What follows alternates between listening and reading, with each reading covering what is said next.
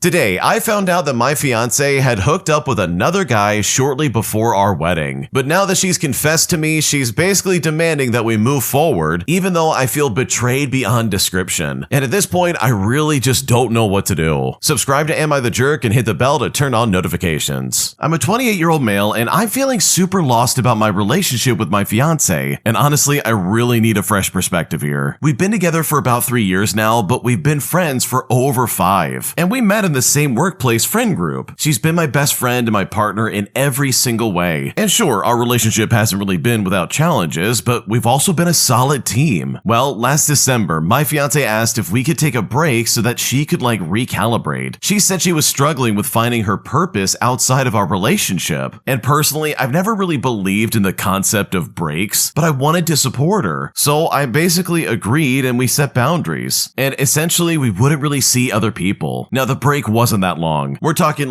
by Christmas, it was already over. She said it was a mistake and that she wanted us. And honestly, things were good. Our communication was stronger and it was no time apart ever occurred. And by New Year's, we were basically engaged. My fiancé did not want to wait anymore. She wanted us to start our lives together in marriage. Well, fast forward and this past week, she's been anxious and she blamed it on wedding nerves. But then the other day, she sat me down and confessed to hooking up with some other guy during the break. Apparently, she met him on a dating application and they did the dirty a couple of times, if you know what I mean. She claims that the guilt's been eating at her and she apparently opened up to her sister a month ago. And apparently her sister pushed her to come clean before the wedding. And when my fiancé stalled on this, her sister essentially warned that she would tell me herself if my fiancé didn't. And honestly, it was a lot to accept at once. In fact, I barely said a word. I truly felt way too numb. And I'm still wrapping my mind around everything. Seriously, my fiancé has had a complicated connection with doing the dirty to past experiences, if you know what I mean. When we got together, she wanted to not do that yet, and that eventually evolved into her waiting until marriage. She believed that us waiting would cement our bond and elevate our relationship. So we essentially focused on other things in our relationship besides intimacy. And you know what? This wasn't really a deal breaker for me. Whether or not I could sleep with her was not the basis of my love for her, nor was it why I wanted to be with her. And she was well worth the wait in any capacity for me. But honestly, I'm struggling now because I don't understand how she can turn around and give herself to some random guy in a way she's never given herself to me ever. How she can claim that celibacy was so important to her, but then suddenly she can just turn around and give it away to some guy she doesn't even know that well. She swears the other guy meant nothing and it was the biggest mistake of her life. That she ended the fling because I'm the one she's in love with and I'm the person on this earth that she wants to be with. But honestly, I don't know. Nothing she said to me really landed for me, to be completely honest. I then asked her, hey, would you have told me if your sister hadn't pressured you? And that's when she really said, oh, I don't know. She then promised to do anything to rebuild trust and repair our relationship no matter how long it takes. And yet with all things in mind, she still wants us to proceed with a wedding. She said she believes in our love and how we can withstand anything, how this doesn't have to define us. But when I didn't engage after she said that, she just started crying and kept asking me to say something. But that's when I told her, hey, I really need to clear my head. I don't like speaking when my emotions are all over the place for reference, and I really tend to regret it, so I prefer to gather myself first. But honestly, my fiancé has not respected my request. And when I don't engage, she basically feels hurt. And now she's also super affectionate. She's always been super affectionate, but she's now really different about it. And honestly, with all things in mind, this doesn't feel like real life. I never expected this kind of betrayal from her. We're supposed to be wedding planning and everything that comes with it. In fact, our wedding is literally around the corner. We're just having a modest gathering, so the planning wasn't that long, but I seriously feel numb to everything. I'm in love with her, and she's the woman I wanted to share life with, but for the first time, I'm questioning everything. I don't even trust myself anymore, to be honest. I feel so stupid and like such a joke. I'm feeling so lost here. So seriously, how do I move past this? How do I navigate our relationship? Because right now, I really don't know what to do. Okay, dude, this is some crazy behavior because this lady is not wife material. Holy crap. I don't know about anybody else, but if my wife, my soon-to-be wife, came up to me and said, I cheated before our wedding, sorry about that. And yeah, this is cheating. I don't care if you're on some superficial break or not. If if she said that to me, I would be losing my mind, dude. Because what are you talking about? You slept with somebody else before our wedding. You know, the one act you said we would never ever do because we gotta wait till we're married. Like, holy crap, she literally broke a boundary that she set up desperately, by the way. And now she's trying to excuse and be like, oh, we need to work past this. I'm so sorry. Like, bro, I got very little tolerance for people who cheat. So this is just completely insane in my opinion. She blew up your entire relationship just to hook up with some guy, which is literally the only reason why she had a break before your wedding. She planned this whole thing out. She thought to herself, okay, I can have a break, sleep with this guy, and still get married, and it's all gonna work out. And it's like, dude, what a terrible human being. Like, I don't know about you, but I would not want to get married to someone like that. And my God, it's always so ironic because she said, oh, it meant nothing. And I'm pretty sure that's what cheaters always say. It always meant nothing. And of course, oh, if I could go back, I would fix it. I wouldn't do that again. But like, she did do that, and she did plan that out. She didn't just accidentally sleep with this guy. She did that on purpose. So holy crap, you better end this relationship in my opinion. And I don't say that lightly. If I was in your shoes, I would have kicked her to the curb immediately. There's no way this is okay, and there's just about nothing that could excuse making this decision. And in my opinion, you could do way better than this lady because she just sounds like a terrible human being. Subscribe to Am I the Jerk if you haven't already, and also check out Am I the Genius. You're gonna find them in the description. We love and appreciate those guys, and I think you're gonna love them as well, because they've got some fantastic videos, dude. You're missing out if you're not subscribed, and you definitely need to check them out. If you'd like to submit your own stories, please go to AmITheJerk.com/submit. I'm going through those stories constantly. I'm always like trying to check them out and see what you've got going on in your lives, and it's really cool. Like, it's awesome to see what you guys have going on and like try to understand what's happening in your lives. I don't know, it's a fun little thing for me. But I will say, out of all the comments and like all the stories that you guys share, the one pretty much common ingredient is that people are not going to tolerate anybody cheating. Whether that comes from like our fiance or our partner, or even if like a coworker gets in the way of a relationship we're in. And the reason I say that is because Eva Racer basically shares the sentiment that everybody had in our most recent video, where it's the one like, hey, my coworker slept with my husband. Because Eva Racer basically said, like, if I found out my coworker did that, we would be throwing hands. And I couldn't agree more, and I'm so glad we're on the same page. Like, I've got no tolerance for that kind of stuff. But yeah, man, leave a comment, share a story, pretty much get involved, man. We would love to hear what you have to say, because who knows, man, we might be more like-minded than you might think. But anyways, with that, let's get back to the next story. Am I overreacting for feeling like my coworkers have completely turned my clothing options into a workplace issue? Because they're constantly criticizing and almost like putting me down for what I wear. And at this point, I'm very frustrated and I just don't know what to do. Here's what's happening. Okay, so I work in an office with a very relaxed dress code. We can pretty much wear anything we want as long as it's work appropriate. We're talking like closed-toe shoes, shorts no more than 4 inches above the knee, sleeveless tops with straps at least 3 inches wide, and no leggings unless your hips and butt are covered.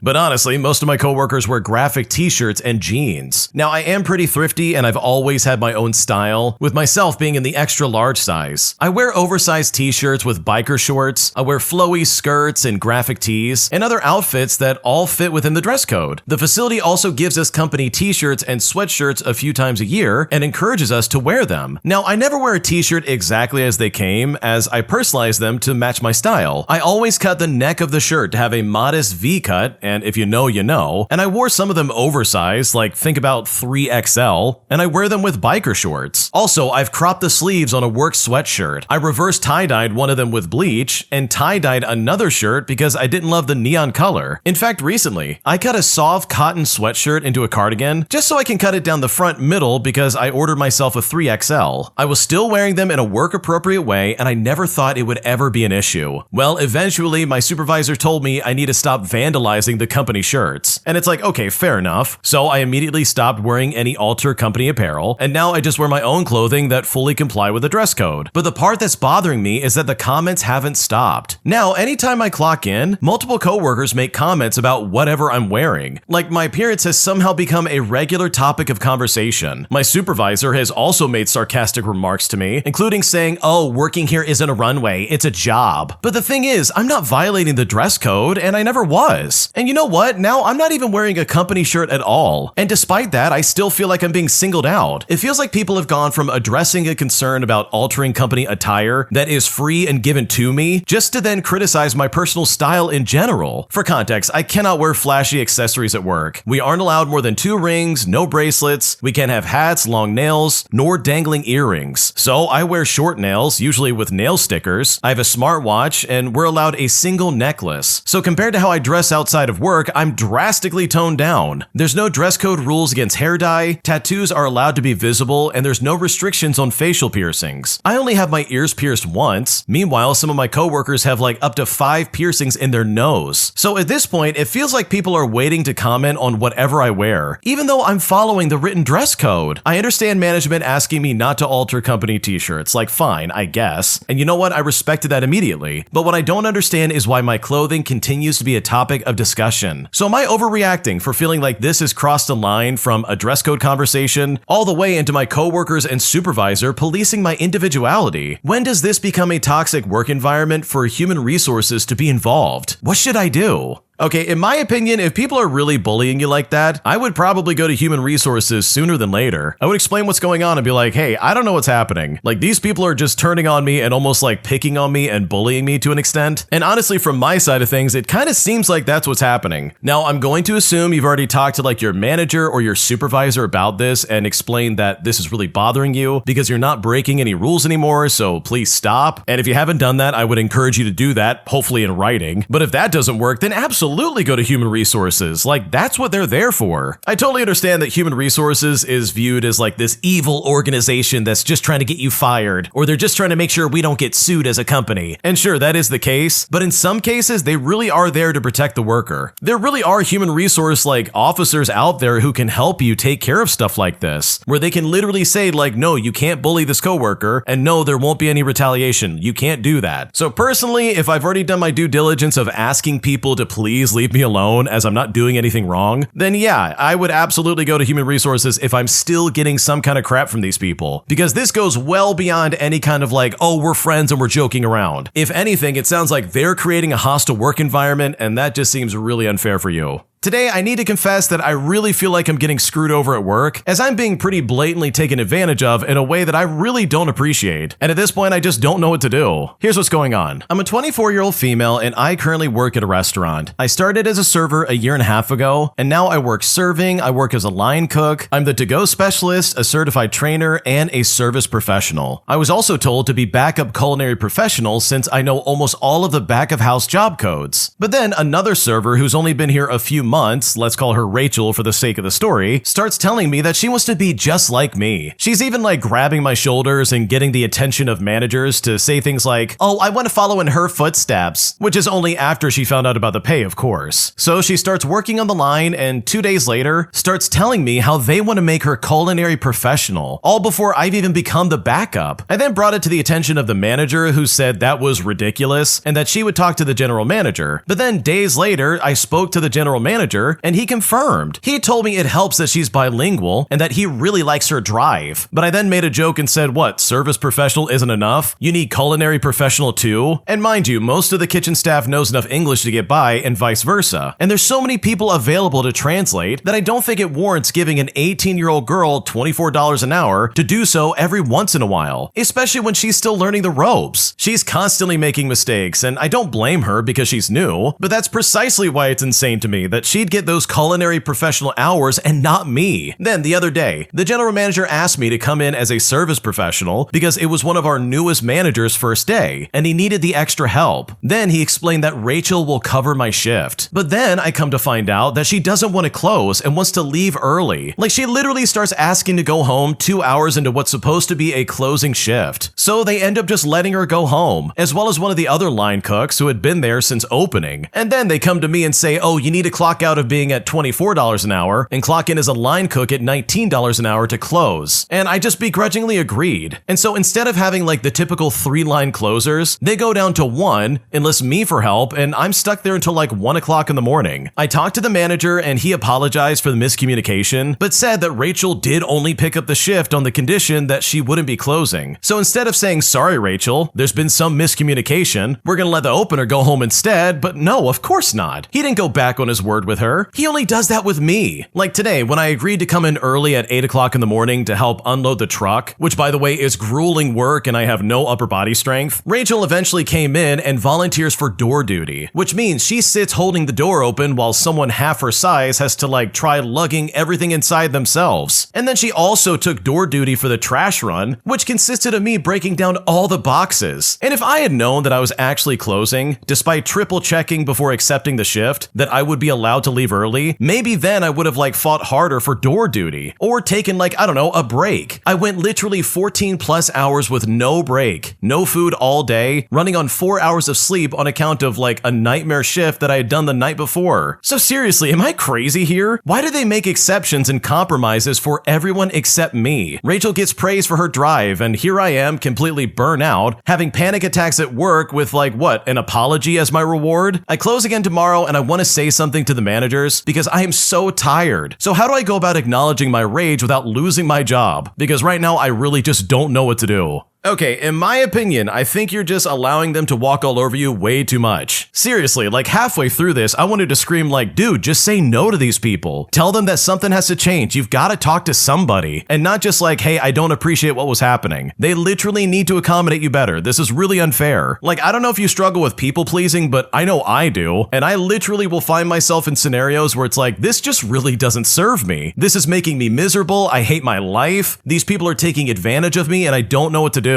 So if I was in your shoes as someone who's kind of like a recovering people pleaser, I would set some serious boundaries. I would tell them, hey, I'm not available for extra shifts like this. This is really unfair. I'm getting burnt out and I can't keep this up. I would explain that, hey, I've got to have some kind of seniority here. And the fact that Rachel's getting preferential treatment over me is really unfair. And if you do have this conversation with these people and they still don't make any change, then holy crap, I would leave, I would quit and find any other job. I would take my skills elsewhere because I guarantee you will be appreciated somewhere else. And if they don't see that, then they're idiots in my opinion. And you could do way better than them if they don't accommodate you. My fiance of 6 years had a literal panic attack and screamed at me when I tried to go to like a gymnastics and flip class at his gym. Because right now I'm kind of convinced he's living a double life and he just doesn't want me to find out about it. And at this point, I really don't know what to do because this seriously has me questioning just about everything. Here's what's currently going on. Okay, I want to start off by saying that I'm in absolute shock right now. I've been with my fiance for almost 6 years and today I saw a side of him I didn't even know existed. I mean, I don't even recognize him and I feel really sick to my stomach. So today he invited me to go to a gymnastics like flip class with him, and honestly I was excited. I got ready and he told me to hurry up and book my spot, and right after I booked it, his entire demeanor changed. He suddenly claimed a male friend of his was going, that this friend is a lot of drama, and he tried to like quickly uninvite me to this thing. When I told him I already paid for the class and we should just go, he seemed kind of relieved for a second, but then things got incredibly weird. I then got a notification saying my booking didn't go through properly.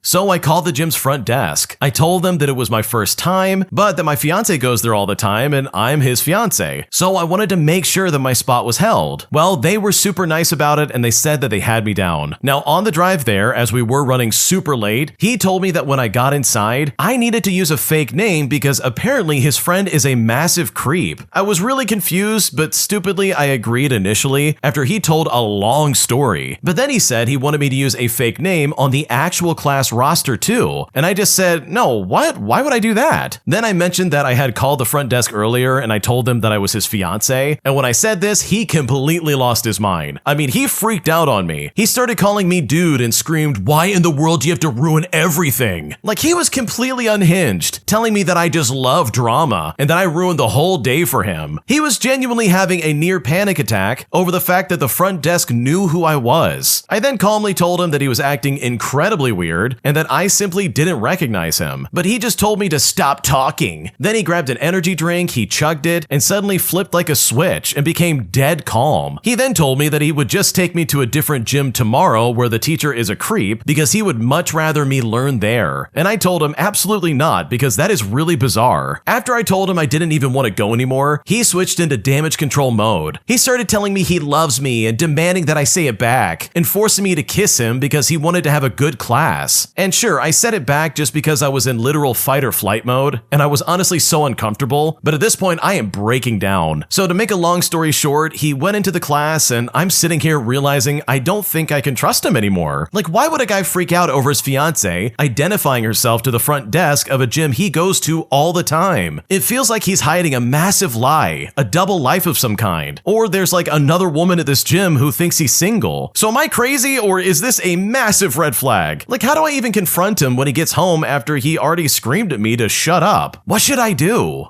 Okay, I think that last point is exactly what's going on here. And it's not just that there's another woman at the gym that thinks he's single or anything like that. I'm pretty sure he's sleeping with someone at that gym or has some kind of like extramarital affair, and he really doesn't want you to find out about it. In fact, I'm willing to bet that lady was gonna be there, and that's why he's like, oh, we have to go anywhere else. You can't do this. Oh, you just love the drama. You're ruining everything. And it's like, dude, what am I ruining right now? This guy's clearly lying. He's clearly screwing someone from that gym, and he doesn't want you to find out about it. Why else would he have a weird panic attack about this? Anyone in their right mind would never be like, you need to use a fake name. That's the only way this can work. Like, what are you talking about? I shouldn't have to use a fake name. I'm your fiance. What are you talking about right now? So yeah, this is incredibly weird. This is something I would refuse to ignore, because what do you mean this guy had a panic attack over this? You guys have been together for what, 6 years? And he's now acting like, oh man, you're ruining everything by showing up and identifying yourself. How could you? That's incredibly weird behavior. I would not trust that for a second. And if I was in your shoes, I would definitely be investigating that. And I'm talking like going to the gym when he's not there and just looking around or asking around, because holy crap, he is clearly hiding something from you. And if I was in your shoes, I would be figuring out exactly what that is much sooner than later. My entitled mother-in-law demands to see my son whenever she wants. Things have gotten so bad that she's threatened to take us to court just to claim custody of my son, since she thinks we're such terrible parents. And my husband and I could not be more disgusted. Here's what happened. So to start off with some backstory, our son is not biologically mine, but I'm the only mom that he's ever known. The birther hasn't been in the picture since he was about 3 months old, and my husband raised him by himself until I came along about 2 years ago. When it comes to my mother-in-law, she doesn't work, she smokes the herb all day with my brother-in-law, then complains about not having any money. And on top of that, my mother-in-law is incredibly toxic. My husband and I are both working full-time, we're in school full-time, and our son just started pre-K this year. Over the summer, we were told numerous times that we would not have the availability to go over to her house all the time or even run errands for her. She was guilting my husband into going over there about 4 to 5 times a week, and this is for 2 hours each time at a minimum, just so she could see our son. But she said that she understood that, and that once school started, every other week would be fine. Well, it comes time for school, and she still expected them to go over all the time, and she even said some nasty things about me and my husband because we wouldn't do what she wanted when she wanted. It even came down to her threatening to take us to court for full custody of our son. She actually told my husband that he was a terrible dad and that he was only a dad, so the court would give her full custody. As a side note, I have bipolar disorder and I am medicated. I'm actively in therapy and my mental health has been better than ever. She also said that our son wasn't safe with me because of my depression. Meanwhile, she sits at home 24/7, smoking the herb and abusing medication, all the way up to the point where she will sleep for 3 days straight. And after all of that, she used the ploy of trying to pretend like she wanted some kind of relationship with my husband, just to try and get on his good side again. My husband and I talked about it extensively, and how I was and am not in a place where I can handle her mental or verbal abuse, and how it's making me anxious, placing me not in a good place. We eventually decided that it's best that I don't have a relationship with her at the moment, so we can all just work through stuff on our own. But she kept pushing to hang out every day, and I would say, I'm sorry, I have work and we have school. She would call my husband crying, saying that I'm manipulative and that I am an absolute jerk. But my husband reiterated the conversation that we had had before with her, and we were hoping that that would be enough. But it only got worse when she sent me this message. Thank you for finally growing up